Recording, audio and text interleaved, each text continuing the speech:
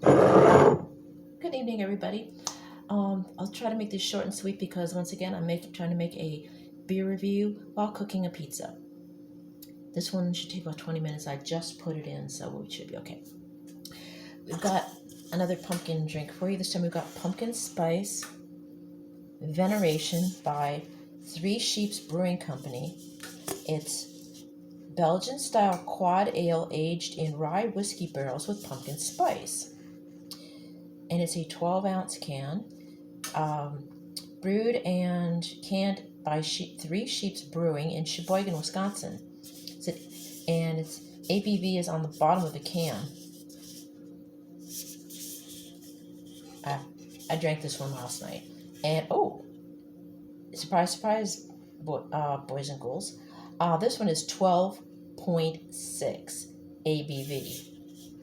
That's probably one of the strongest ones we've done yet. I had one of these before I went to bed after I got off work. Slept like a baby. Actually slept better than a baby because I didn't get up every couple hours crying. Got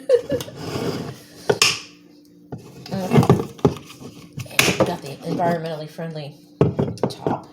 And again, the Atlas Mason because, like I said, all my cool glasses are gone. We're going to have to start from scratch. So let's start with the pour.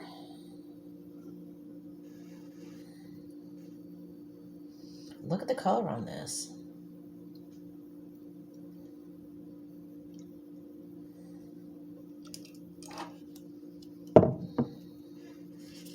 And again, this is a new one on me. I'm not sure what a quad ale is. No clue. And there's nothing on here to explain it. So, when I post this, if anybody knows what a quad ale is,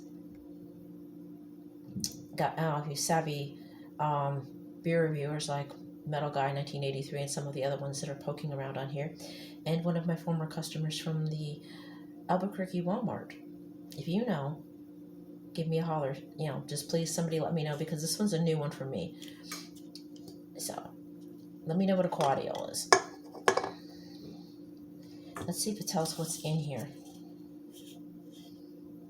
It does not. No clue. But let's give this a taste. Like I said, I tried this last night, but I'm trying this for the first time here for you guys. The first thing off the top, I smell malt. Lots of malt. And it's almost got kind of reminds me of molasses almost.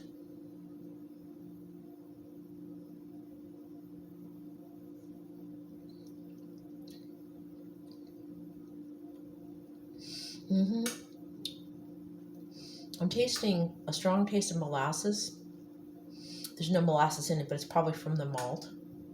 I'm assuming there's malt in it because I'm tasting malt. Doesn't say what type of malt, what type of hops or anything is in here. It's just sort of a surprise.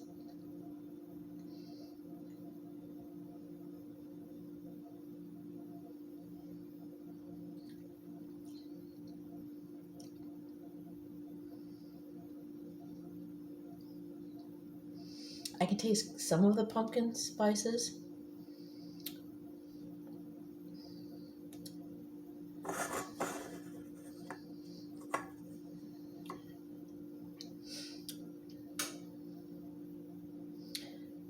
On the backside, but like I said, it's like got a toasty, kind of molasses flavor up front, and a little bit of spice on the back end.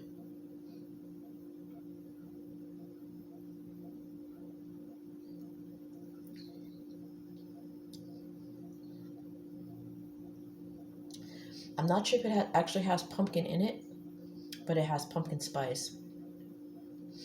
And you can kind of taste the whiskey just a little bit on the back end as well. So it's kind of the spice and whiskey on the back end because it's whiskey barrels that it's aged in. So you've got like I said, the malt, like a molasses kind of malt sweetness up front, and then on the back end you've got the spices and a little bit of a whiskey flavor.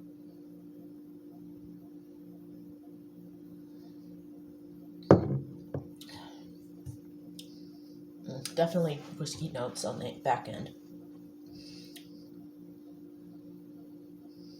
And maybe some ginger. Can't really, I'm not picking up any cinnamon or allspice or cloves. But I'm picking up, I think, maybe a little bit of ginger. So it's got, like I said, the pumpkin spice notes are on the back end with the whiskey flavor from the barrels. But up front, it's more malty. Malty, like molasses type flavor. Is it sessionable? It depends, because it's smooth drinking. It's not heavy. It doesn't make you feel full. However, because it is, what did I say, 12.6? If you're definitely not going anywhere if you're drinking this. If you're having it in a bar, by all means, pace yourself and make sure you have a ride, because you're not driving after more than one of these. In fact, I wouldn't recommend driving with one of them. So definitely do not drink and drive with this one. If you're in a bar, make sure you've got a designated Dracula, or you've got an Uber or a Lyft or some other type of horse to take you home, because you're not driving after this. It's too strong. It doesn't hit you at first, but by the time you finished it, you definitely feel sleepy, or however alcohol affects you, because it will hit you. It sneaks up on you, but it does hit you. It's very strong, so I don't recommend driving at all after drinking this. What would you pair it with? Because it's got a malty, spicy flavor to it. Again, something that would, any kind of food that would complement the flavor. It's definitely not a dessert beer. Heck no. It's more of a hanging out, like maybe with dinner, to to counteract the alcohol. So something that would taste good with a nice heavy ale. Well, like I said, it's not heavy like on your stomach, but it's strong. With a nice strong ale, I should say. Something that's good with a nice strong ale that'll counteract the alcohol just a bit. But then again, like I said, don't try driving after this one. Do I like it? Yes. It's not. I've had several pumpkin ales and beers over the years. It's not the best one I've ever had, but it's not the worst one either. So it's kind of middle of the road as far as I'm concerned, because it's you can taste some of the spice, but it doesn't. It's on the back end. It's not pronounced as far as the spicy is concerned. The pumpkin apple cider that I tried and put up in the last video, that had more pumpkin flavor to it, and that was a hard cider. That was more apple up front, but the pumpkin was not too far behind it. This one, you're tasting mostly like I said, the malt. It's like a malty, molassesy kind of flavor with the spice and the whiskey on the back end. So again, it kind of reminds me of that one that I tried, the one that was tasted like a burnt pumpkin pie. It kind of reminds me a little bit more of that burnt pumpkin pie one. And again, I don't have the bottles. The bottles are gone. And I was gonna collect all those bottles and then have them in my bar on my 99 bottles of beer. All those pumpkin ones, all gone. Elysian and all the other ones that are in my videos, gone. Every single one of them, gone. Bottles, gone. But at least I have my library to check, and possibly maybe I can still find some of them online or at Total, because I want to get as many of those as I can to re-add to my collection. So we'll see what happens. That's it for tonight. Tomorrow, as I believe I said in another video, going apartment hunting, whatever, with my sister, and hopefully we'll have a place soon. There is one that I'm interested in that has an opening on the 1st of December. So fingers and claws crossed on that one, and if I can find something sooner, that would be great. The sooner the better, because my TV tipped over in the garage on its screen without the blanket. So I'm not even sure if it works anymore. So we will see. So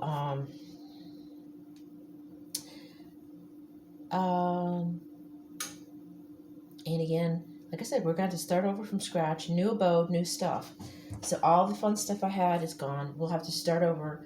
Maybe we can find, I will try to find some of the stuff that I had online, obviously, because it's, shopping is an ordeal now, because instead of just going all the stores in one city, it's the cities and towns are a lot smaller here, so you have to go from town to town to find stuff. And with my car being the way it is, that's a little bit harder than just going up and down the one street I was used to, tramway, and up and, going north and south on that, and then east and west, up and down, getting where I'm going. 23 north and south is kind of the same, and maybe once I get used to that, we'll see. That's if I'm going to stay in Ripon. If I'm going to Fond du Lac, that's a whole nother can of worms, because I'm going to have to find my way around Fond du Lac, but I'll be closer to some of the other cities where the stuff is. So again, stay tuned. I don't know if we're going to stay in Ripon or if we're going to Fond du Lac. Those town names won't mean anything unless you're familiar with the area. So I will keep you posted on that. Again, we're at 101 subscribers. What? I have no idea how that happened.